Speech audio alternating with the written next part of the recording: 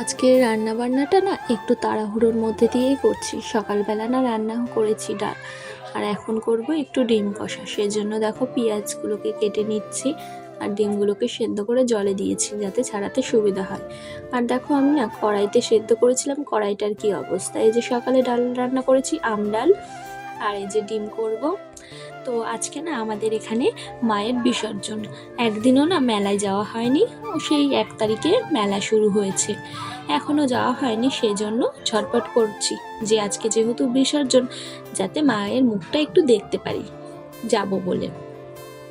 কড়াইতে দিয়ে দিলাম পেঁয়াজ, তারপরে মশলা করেছিলাম, মশলাগুলোকেও দিয়ে ভালো করে ভেজে নিচ্ছি, কারণ একটু কষা কষা করেই করব। কিন্তু আমি আলু খেতে একটু ভালোবাসি বলে, আমার বড় একটু আলু খেতে ভালোবাসে, সেই জন্য ডিমের মধ্যে একটু আলু তো দিতেই হবে।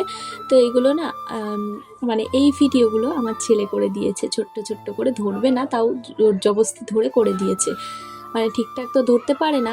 তো দেখো আইসক্রিম খাচ্ছিল, ও না কর্ণাটক আইসক্রিম খুব ভালোবাসে।